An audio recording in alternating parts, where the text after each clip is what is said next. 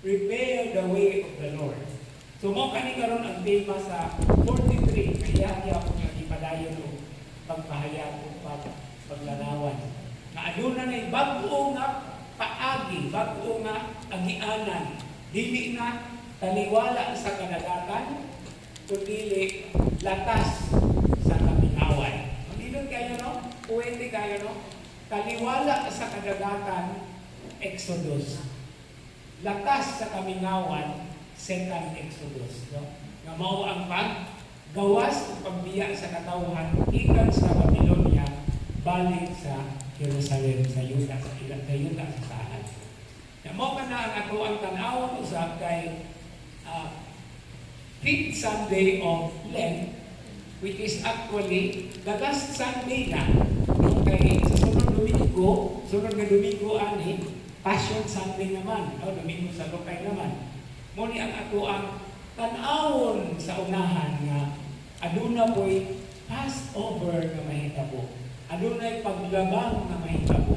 Sama sa paglabang dito sa Ehipto, sa panahon sa Ehipto, o ang paglabang gikan sa Babylonia, ang bag-o nga Exodo, makita nato diha mismo sa pagabuhaton o sa ipadayag, ipasinati sa Dios minaagi sa iyang passion, death, and resurrection.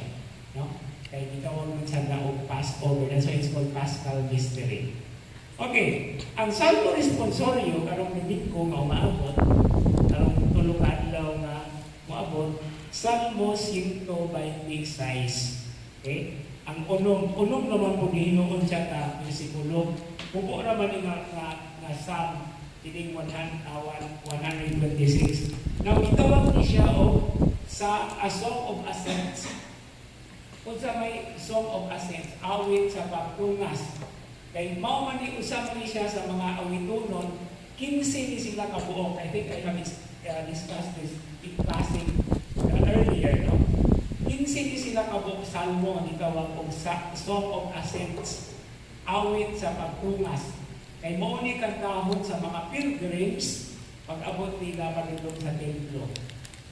Mga usa sa mga famous kayo nga ang Song of Ascents nga salmo, kanang kantahon nato nga verse na Hallelujah, kanang joy was in my heart, Hallelujah. Now, as I make a pilgrim to the house of the Lord, no? So usa na siya sa mga Song of Ascents. Yung sa 126, usa ni siya. Okay? So, unsa may ato ang tubag, unsa may ato ang tulog, atong inugtubag sa maong salmo. Okay? The Lord have done great things for us. We are filled with joy. Okay? It seems like it's a continuous experience of that Laetare Sunday. We are filled with joy. And the reason, God has done great things for us. Sa first reading, what is the great thing? Ang kaluwasan, ang pagpalabang, ang pagpasaylo. O kaya may pulong nga, ato ang kanunay nga, inot nga tanaw, no? Ang forgiveness sa sikwano ay pasaylo. Di ba kanunay nga mo ng isgutan? Nakalapas na ta, kung sa may gihimos Ginoo, nakalapas na ta, pasaylo mo yun. Kung sa may saylo, lato mo na naglapas.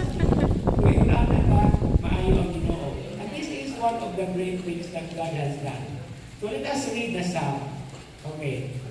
When the Lord restored the captives to Zion, we thought we were dreaming. Okay? Then our mouths were filled with laughter, our tongues sang for joy.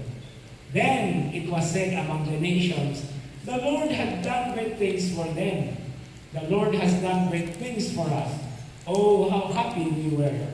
Restore our captives, Lord, like the dry stream beds of the Negev. Those who sow in tears will reap with cries of joy. Those who go forth weeping, carrying sacks of seed, will return with cries of joy, carrying their bundled sheaves. So, ang Salmo Responsorio, nagpalawog pa gayon sa katingalahang mga buhat na himuon sa Ginoo ngadto sa iyang katawhan. Ug mao ni ang restoration of the